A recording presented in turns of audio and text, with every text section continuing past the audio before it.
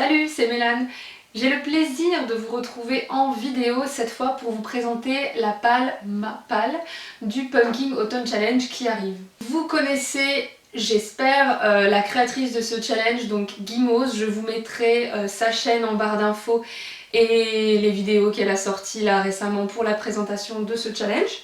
Vu qu'il y a quand même pas mal de choses à présenter, je ne vais pas trop m'éparpiller et blablater.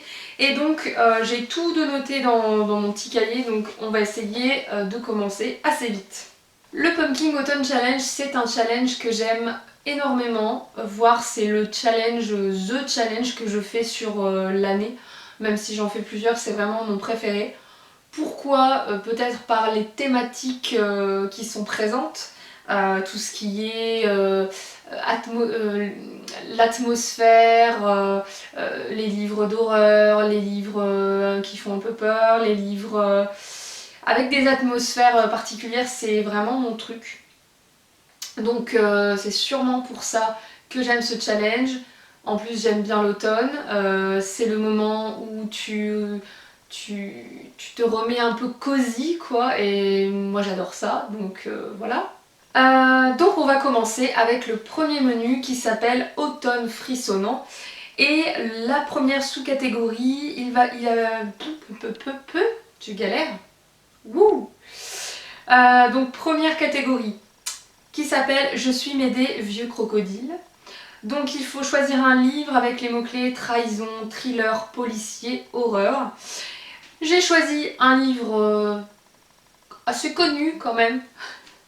C'est Shining de Stephen King. Alors, je pense que tout le monde connaît. J'ai déjà vu le film il y a presque 10 ans, je crois que je l'ai vu. Donc je me souviens, c'est sûr, il m'avait quand même assez marqué. Mais le livre, je ne l'ai jamais lu. Je l'ai dans ma palle depuis au moins 3-4 ans. Et il est temps que je le sorte quand même. Et là, ce serait quand même bien de le lire. Surtout que le livre m'intrigue beaucoup. J'ai eu du mal parfois avec certains Stephen King. Celui-là est un peu plus court. Et puis c'est vrai que l'histoire m'intéresse beaucoup.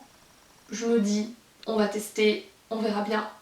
Ensuite, alors on va dire que celui-là c'est le livre que j'aimerais valider dans la catégorie, mais parfois je vais ajouter quand même des idées en plus, car comme vous sûrement, ma palle risque quand même de changer durant les 2 mois qui arrivent selon mes envies.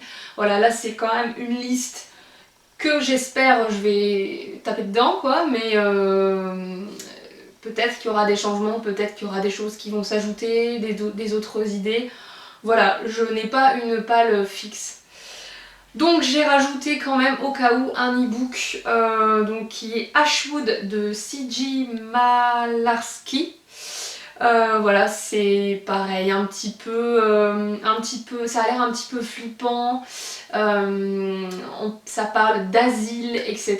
Donc ça a l'air pas mal quand même, ça fait un certain temps qu'il me fait de l'œil aussi celui-là. Et en thriller, je me suis mis aussi Little Fire Everywhere. Je ne sais plus l'auteur, je vais vous le mettre ici, la couve. C'est un livre qui me fait très envie depuis un moment. Pourtant, ce n'est pas du tout le genre de livre que je lis. Habituellement, je lis très peu de thrillers, de livres comme ça.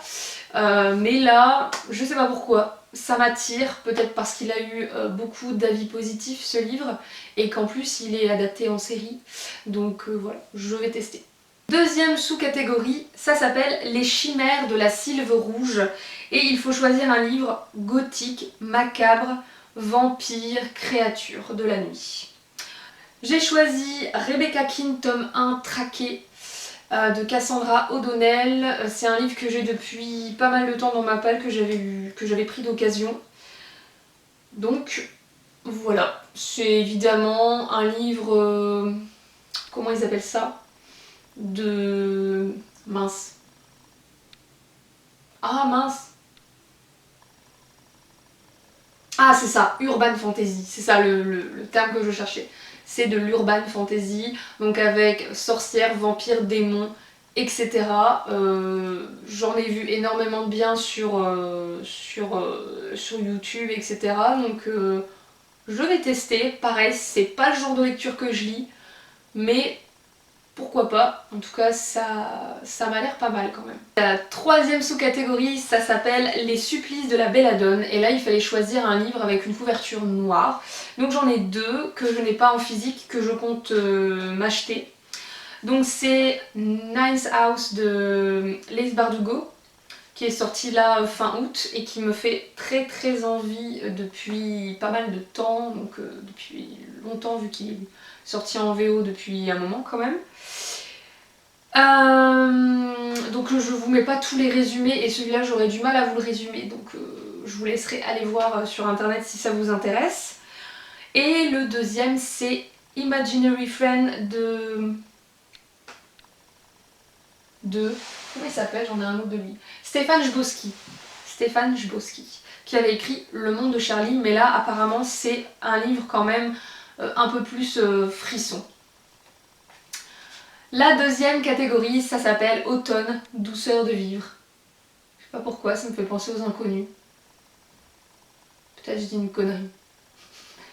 C'est pas grave. La première sous-catégorie, c'est Il fait un temps épouvantail. Donc les mots-clés, c'est automne, Halloween, Samhain. Là, j'ai choisi un livre beaucoup plus jeunesse, mais qui a l'air tout mignon. J'ai choisi Hôtel Heartwood, une maison pour Mona, de Cali George, aux éditions Casterman. Voilà, c'est des couves très très jolies. Donc celui-là, c'est un emprunt à la bibliothèque où je travaille. Mais c'est vrai que pour le coup, je pense qu'il est totalement dans le thème. Hein. Deuxième sous-catégorie, chocolat chaud à la cannelle sous les saules.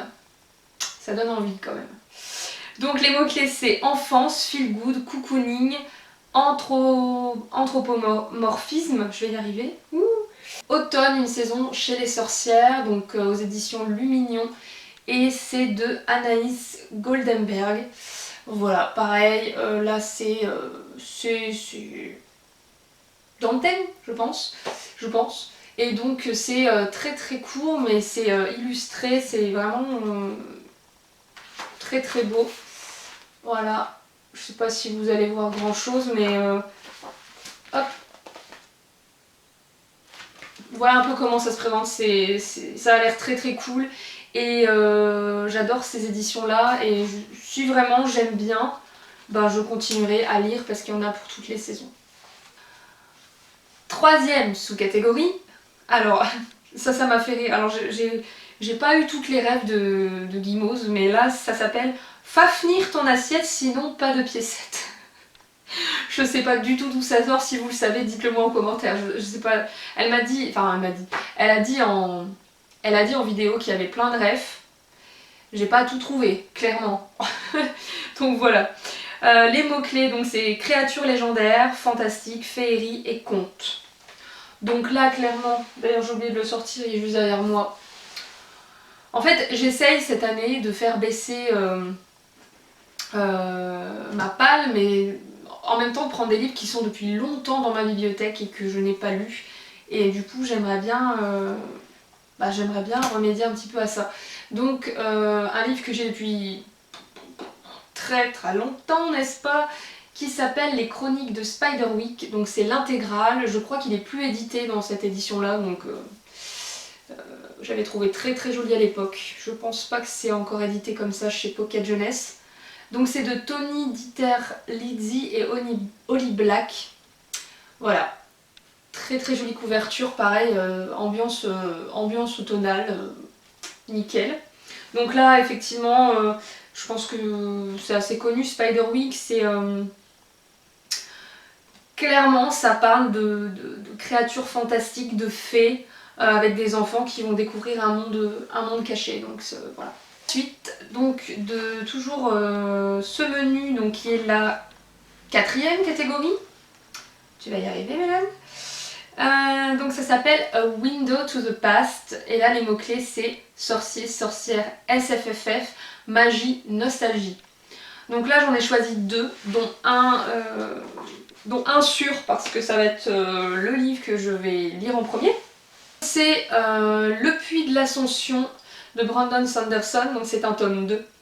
et de la saga Fils des Brumes. J'en ai parlé dans une des dernières vidéos, puisque la dernière c'était le Bookshelf Tour, donc la vidéo d'avant, comme quoi j'avais lu le premier tome et que j'avais adoré ma lecture. Donc là, évidemment, on va continuer avec le tome 2. C'est une saga fantasy et c'est juste super original. Et voilà, je conseille à tous les fans de fantasy de lire du Brandon Sanderson. Un livre que j'avais acheté en salon aux Aliénales, je crois, et que j'ai dans ma palle depuis longtemps aussi. D'ailleurs, sur la dédicace, ça doit être noté 2017. C'est quand même 3 ans. Les Seigneurs de Bohême. Donc là, j'en ai choisi 2 pour cette catégorie-là. Hein.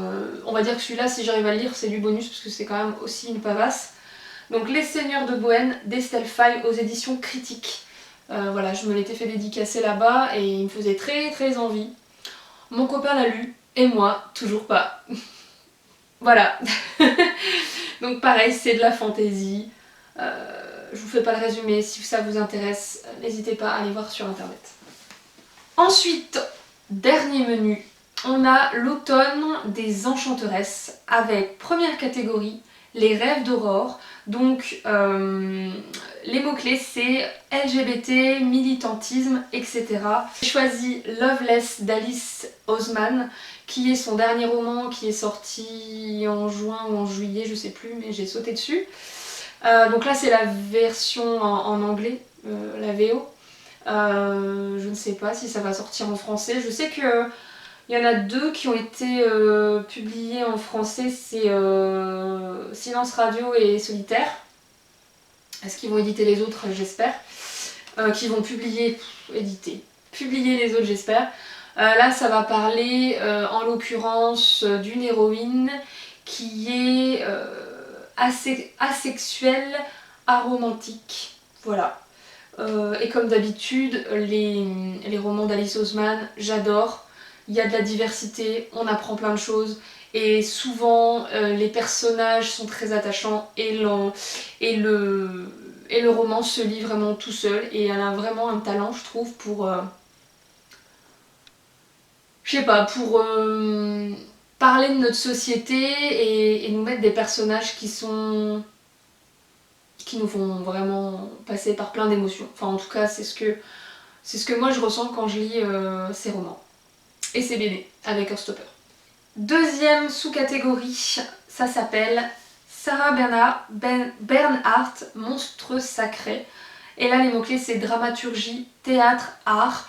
Donc, comme a dit Guimauve dans sa vidéo, l'art, c'est très très large. Et donc, moi, j'ai choisi une bande dessinée, puisque c'est aussi une forme d'art, n'est-ce pas? Et donc, c'est... Le Prince et la Couturière en VO. Alors j'ai déjà lu Le Prince et la Couturière une fois, mais franchement ça a été un énorme coup de cœur. Et là du coup, je me le suis acheté en anglais. Même si l'édition française est beaucoup plus jolie. Mais il était quand même beaucoup moins cher quand j'ai eu celui-là. Donc du coup je l'ai pris en anglais. Voilà, donc c'est en anglais The Prince and the Dressmaker, hop, de Jane Wang. Il me le fallait absolument dans ma bibliothèque parce que c'est juste... ouais, une œuvre d'art, j'ai envie de dire. Les dessins, les couleurs, enfin voilà. Je vous le conseille à 1000% et moi je vais me refaire le plaisir de le lire cette fois-ci en anglais. Et j'ai choisi aussi de vous présenter du coup forme d'art, toujours sur l'art. J'ai envie de lire des albums ou de relire des albums de Quentin Gréban qui est un illustrateur belge ou français, je sais plus s'il est belge ou s'il est français, enfin à vérifier. Et donc c'est un auteur-illustrateur que j'aime beaucoup.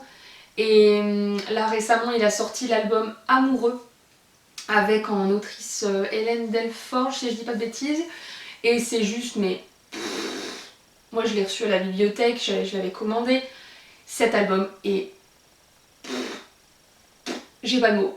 Non mais vraiment, j'ai pas de mots, c'est juste magnifique. Si je peux, je vous mettrai 1 ou 2 extraits d'illustrations juste là. Pour vous rendre compte, en fait, déjà c'est un album avec un grand format, donc c'est vraiment comme si vous avez une œuvre d'art chez vous, j'ai envie de dire, parce que les dessins c'est comme des peintures, elles sont magnifiques. Et donc là à chaque fois le concept de cet album c'est déjà bah, c'est sur le thème de l'amour, hein.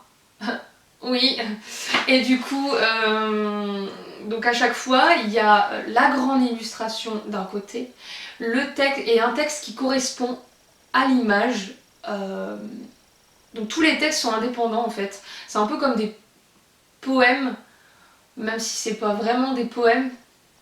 Voilà, donc c'est un petit texte qui correspond à son illustration juste à côté. Quand on tourne la page, on a un autre texte donc, qui parle de l'amour.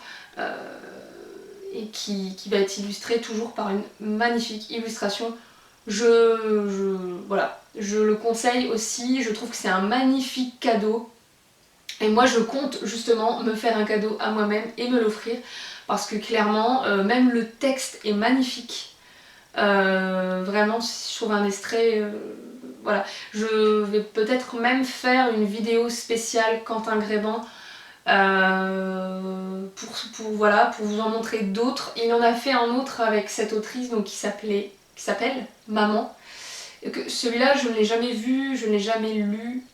Mais pareil, je vais le lire certainement. Et je pense que franchement, c'est tellement une œuvre d'art que c'est un cadeau magnifique parce qu'en plus, c'est un peu... voilà, si vous offrez Maman à votre mère, je trouve que c'est un peu comme une déclaration d'amour, c'est trop joli et je pense que ça touche tout le monde à tous les âges, que ce soit sur le thème maman ou sur le thème amoureux. Vraiment, ça touche tous les âges. Mais voilà, dites-moi en commentaire si vous serez intéressé pour une vidéo, spéciale Quentin Grébant, donc sur les albums. Dites-moi, mais moi ça serait un grand plaisir de vous présenter tout ça. Parce que évidemment, Amoureux, j'ai trouvé que c'était plus un album pour les adultes. Voilà. Maman est sûrement plus adaptée du coup pour les jeunes et sinon Quentin Grébant en a fait plein vraiment pour les petits, pour des albums vraiment jeunesse. Donc j'ai vraiment envie de parler de cet illustrateur que j'aime beaucoup, donc n'hésitez pas. Du coup maintenant je suis perdue. Troisième sous-catégorie, les écailles de Mélusine. Donc là c'est féminisme, transformation, métamorphose. Donc j'ai choisi 2 livres que je n'ai pas encore et qui j'espère j'aurai bientôt. Donc ça s'appelle Secret de sorcière. Je ne sais plus l'autrice ou l'auteur, enfin je ne sais plus les auteurs non plus. Honte à moi, je ne les ai pas notés. Je vous mets la couve. Et j'ai choisi Le pouvoir du féminin, pareil, je ne sais plus l'autrice, je vous mets la couve. Voilà, deux livres qui vont parler de femmes, de féminisme, et en même temps Secret de sorcière, c'est vraiment un peu spirituel, et donc parfait je pense pour l'automne et tout ça. Dernière sous-catégorie, donc ça s'appelle Nausicaa de la vallée du vent. Les mots-clés c'est écologie, nature, post-apocalyptique. Et là j'ai choisi un livre que j'ai depuis des années dans ma bibliothèque. Donc j'ai la trilogie dans ma bibliothèque, je l'avais eu, j'ai encore le prix derrière, d'occasion à Easy Cash. Voilà, ça date. Mais c'est marrant, il me tente toujours. C'est vrai qu'il y a des livres qui sont, quand ils restent longtemps dans ta bibliothèque, à un moment donné, peut-être vous ça vous arrive aussi, mais t'en perds vraiment l'envie de le lire. Voilà, il y en a ça me fait ça, et il y en a j'ai toujours envie de les lire quand même, heureusement. Mais c'est vrai que il y en a qui traînent et des fois t'as plus envie de les lire. C'est con. On est con en fait. Bref, donc ça s'appelle Feed de Mira Grant chez Folio SF. Voilà la couve du tome 1, donc là c'est en poche évidemment. Ça va parler de virus, comme si on n'en avait pas assez. Hein. Lorsque le virus s'est propagé en 2014, tout le monde a cru à une blague alors que ça pouvait aussi bien être la fin du monde. Aujourd'hui, en 2039, chacun a appris à éviter les zones infectées et les rassemblements publics. Mais lorsqu'il s'agit de suivre la campagne pour les présidentielles aux États-Unis, Certains, comme les blogueurs Georgia et Shaw Mason au nom de la vérité, sont prêts à affronter le danger.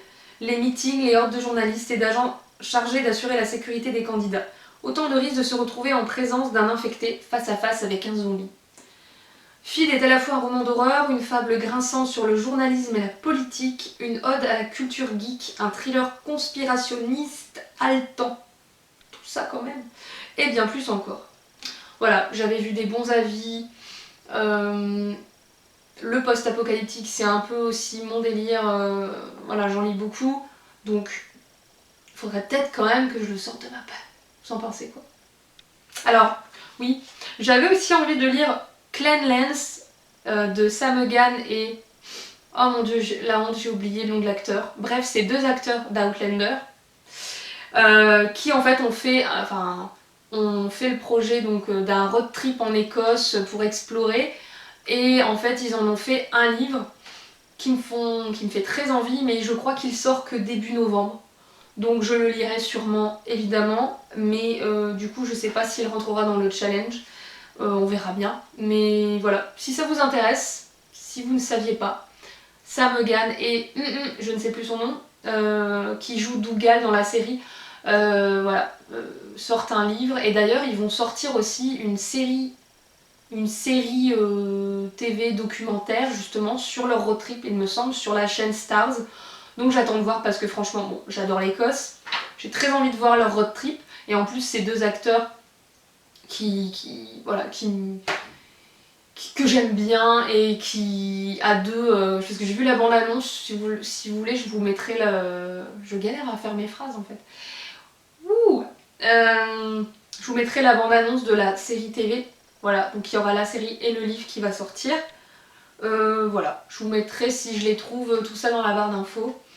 Voilà, je suis très contente que ce challenge se déroule encore cette année. Merci Guimauze et j'ai hâte de lire tout ça. Hein. Bon, on verra bien si je lis tout, on verra bien si je change pas entre deux. Je vous tiendrai au courant. Et puis voilà, n'hésitez pas donc en commentaire à me dire si vous participez, ce que vous avez prévu de lire, si vous avez d'autres idées. Et puis au sujet de la vidéo donc, que je vous parlais, que j'avais envie de faire sur Quentin Gréban, j'ai envie de faire plus de vidéos sur des illustrateurs d'albums, etc. Parce que au quotidien, en bibliothèque, voilà, je travaille beaucoup avec les albums jeunesse et ça me passionne. Et si vraiment ça vous intéresse, je serais ravie de faire plus de vidéos sur les albums jeunesse. Donc n'hésitez pas à me le dire en commentaire. Sur ce, je vous souhaite d'excellentes lectures, une excellente semaine et bien sûr un très bon challenge. Salut tout le monde!